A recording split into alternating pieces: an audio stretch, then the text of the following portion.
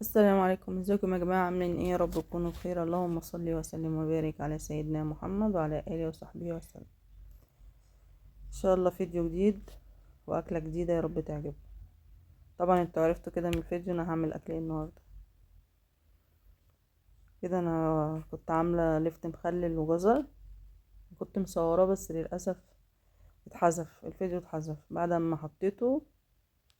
اما محذوف يعني، كنت منزلة طريقة اللفت والجزر بس ما حصلش نصيب، بقى بعمله في حاجة تانية في يوم تاني ان شاء الله.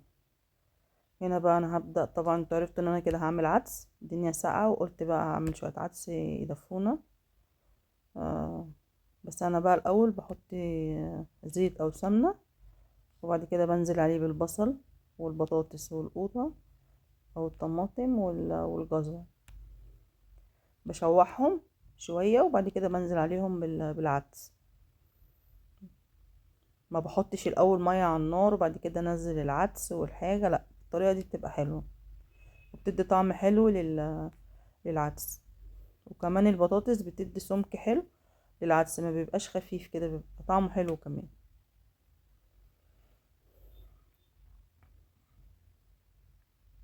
اه الواحد بقى زهق كل يوم لحوم، فلازم كده مرة في الأسبوع أو مرتين تعملي أكلة عادية يعني.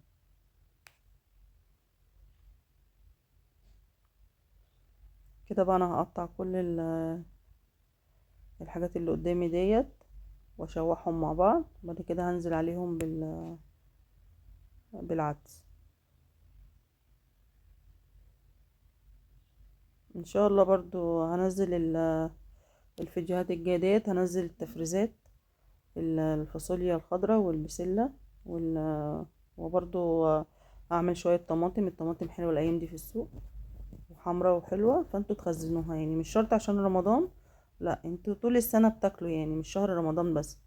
فالحاجات دي حاولوا تبقى الحاجات دي موجودة عندكم في الفريزر، يعني اللي يقدر على حاجة يجيبها يعني. والأسعار الأيام دي حلوة والخضار هو الخضار مش رخيص يعني، بس في حاجات بتتخزن يعني. الفاصوليا ب15 جنيه دلوقتي، فلما تجيبوا فاصوليا خضرة تخزنوها، لما البسلة تنزل شوية برضو تجيبوها تخزنوها. كده انا بضيف العدس وهشوحهم بقى مع بعض، وبعد كده هنزل بالمية عليهم. جربوا الطريقة دي والله هتبقى حلوة مش هتندموا يعني.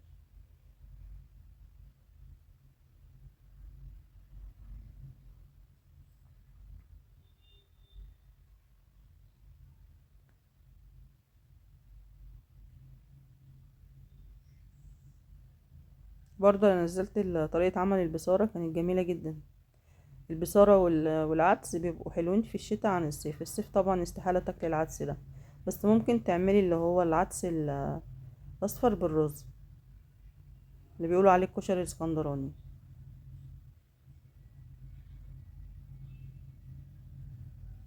مش هضيف بقى اي حاجة خالص لما العدس دوت يتسلق، وهطفي عليه وبعد كده اسيبه بقى يبرد، واعمله بقى اكمل معاكم بقية الوصفة.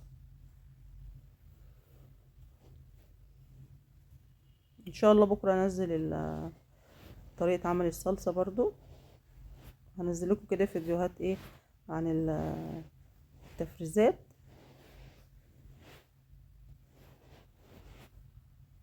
كده بقى انا حطيت سمنة بلدي في قلب الحلة، هنزل عليها بالشعرية.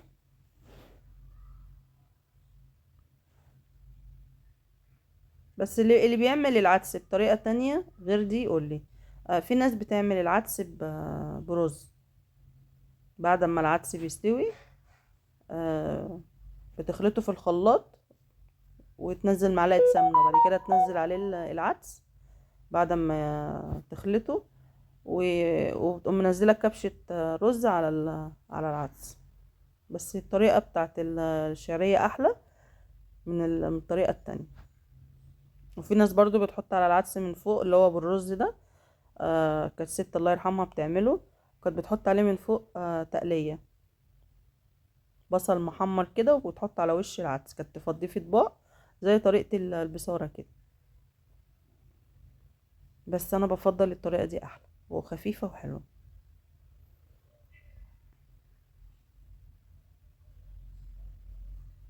كده نزلت بالتومة، شوحتها مع الشعرية. لو نزلت التومة من الاول هتتحرق، تبقى الشعرية فاتحة والتومة محروقة. كده انا خلطت العدس بقى واصفيه، وبعد كده انزله على الشعرية، عشان بتطلع منه فتل وحاجات كده ما ينفعش ايه آه تبقى موجودة يعني. كده انا حطيت مرقة ماجي وملح وكمون وكزبرة.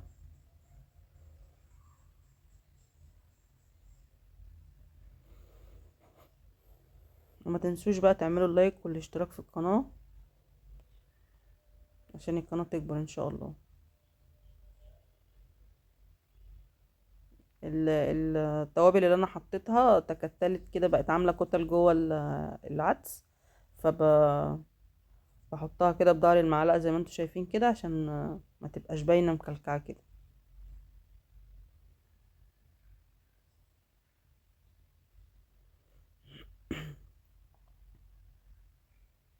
وهو يوم عدس يوم بصارة، يعني اسبوع تعملوا عدس، اسبوع بصارة، اسبوع فيه برضه طريقة عمل لسان عصفور بالبيض، هبقى اعمله واوريهولكم.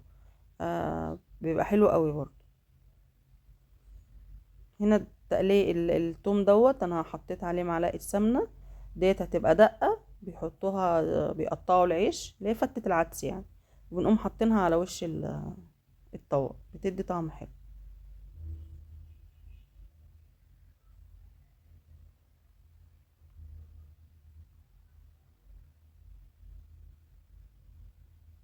تبقى لو حابة تحمري شوية بطاطس جنب العدس، حابة تعملي بتنجان وفلفل، آه براحتك يعني، كل اللي حابب يعمل حاجة بيعملها.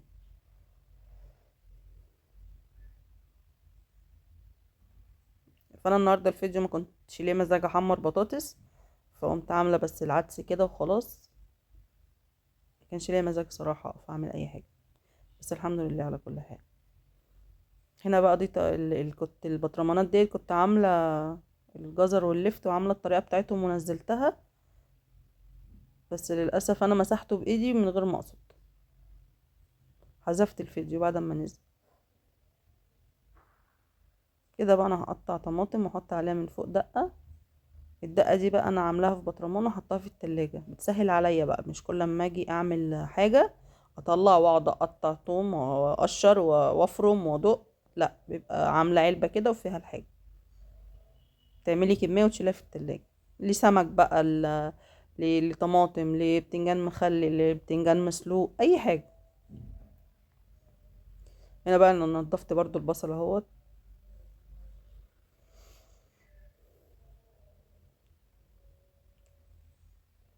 ايام دي بقى تعملوا حمص الشام، تعملوا عدس، تعملوا الحاجات اللي بتدفي، الفول اللي هو اسمه ايه، الفول النابت. الفول النابت الحاجات دي بتدفي، بتخلي الجسم كده يدفى، مع السحلب بقى والحاجات دي. بصوا بقى انا كده عامله الدقه اهي في البطرمان. يدوب طلعت حطيت على طول. هو انتوا يعني وانتي واقفه مثلا كده تعملي الدقه دي وتشيليها، تعملي شويه طماطم تفرزيهم، تعملي الحاجات بتاعتك دي، بتتعبي شويه يوم، بتتعبي فيه، بس بقيت الشهر بتبقى عندك الحاجه موجوده في التلاجة، بتطلعي وتعملي على طول في الساقعه دي، بدل ما تقفي وتغسلي وتعملي، لا هي مره واحده. كده بقى بصوا، ده شكل اكلنا بسيط، شكله حلو، يا رب يعجبكم، وكان فيديو خفيف على قلبكم ان شاء الله.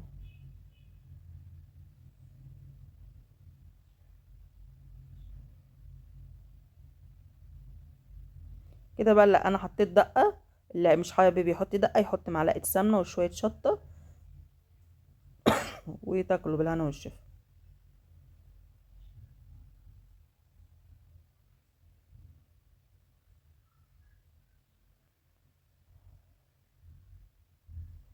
وبكده بقى نكون وصلنا لنهاية الفيديو بتاعنا، يا رب يعجبكم. والسلام عليكم ورحمة الله وبركاته. مع السلامة.